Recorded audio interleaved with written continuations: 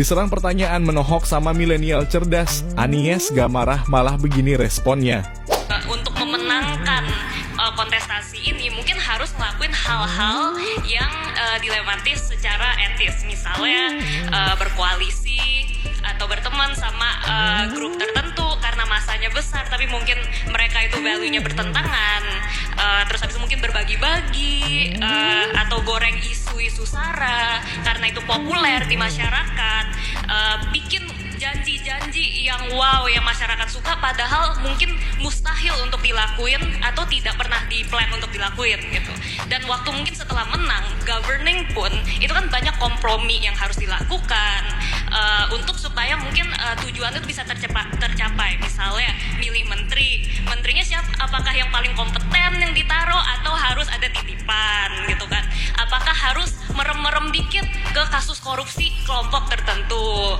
Kita hidup dalam kenyataan dan tidak hidup dalam idealita.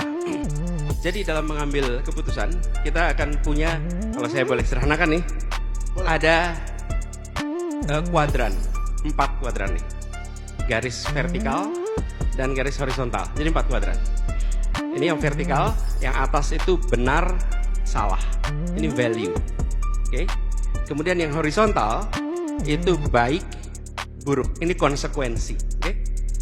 Kita seringkali hanya mau di satu kuadran, benar dan baik. Oke. Benar secara prinsip, baik secara konsekuensi. Dalam hidup, jangankan urus negara, suami istri aja kita akan ketemu dengan situasi nggak mungkin dalam satu kuadran itu saja, bukan? Jadi apa yang terjadi? Kita mungkin berada di kuadran kedua, mengerjakan yang benar tapi konsekuensinya tidak baik, atau tidak boleh adalah yang di kuadran bawah nih, sudah tidak benar, buruk pula konsekuensinya. Oke? That's life. Nah, yang baik dan benar nggak ada perdebatan. Tapi yang 2 kuadran yang diagonal ini, di situ letak judgment, dan di situ letak leadership, di situ letak pengalaman, di situ letak kemauan mengambil risiko, di situ letak kepemimpinan diuji. Okay? Nah, ketika baik dan benar saja pakai SOP, udah jadi itu pakai SOP. Kenapa? Karena baik dan benar. Nah, dalam kenyataannya tadi misalnya contoh, ketika harus berdialog dengan semua kalangan. Berdialog semua kalangan. Bahkan ketika bicara pendukung itu semua spektrum. Yang diperhatikan biasanya hanya 1-2. Padahal spektrum pendukung itu banyak. Nah, ketika bertugas, apa yang dikerjakan? Bertugas bukan bergantung yang mendukung. Bertugas bekerja berdasarkan prinsip keadilan, kepentingan umum, akal sehat, sains, dan aturan perundangan. Itulah prinsip dalam mengambil keputusan. Dan itu yang kami gunakan. Nanti akan ketemu situasi. Harus ada aspirasi ABC untuk posisi menteri, untuk posisi kepala ini, kepala itu. Betul? Kita nanti akan ngadepin dilema tadi. Nah, dilema tadi itu dijelaskan, dikomunikasikan, dan dibuatkan kriteria sehingga bisa menjadi parameter pengambil keputusan yang predictable. Jadi, Miguel, kita tidak berada dalam situasi hanya ambil idealita aja. Kebanyakan dari kita maunya yang baik dan benar aja tuh. Padahal dalam hidup gak mungkin hanya baik dan benar. Bahkan dilema paling sederhana gini. Jalan Sudirman itu satu arah. Satu arah.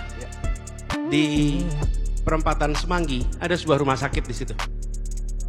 Misalnya nih. Terus ada kejadian kecelakaan di mana orang yang celaka harus dibawa ke rumah sakit.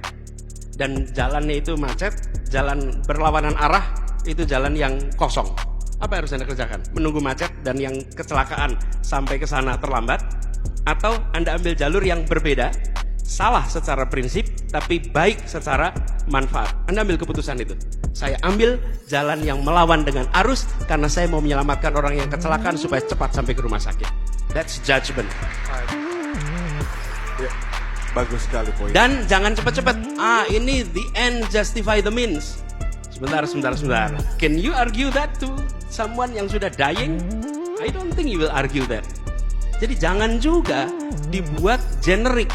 The ends justify the means. Nah, kalau ends-nya menyelamatkan nyawa, let's do it. Kebayang ya? Nah, inilah letak judgment. Jadi saya pegang ada 4 kuadran. Yang kuadran pertama itu paling ideal. Yang kuadran di ujung diagonalnya dihindari. Yang 2 itu gunakan judgment. Dan itulah kenapa harus ada leadership. That's the answer. Tepuk Keren tangan sekali, dulu. tepuk tangan sekali. Bagus banget.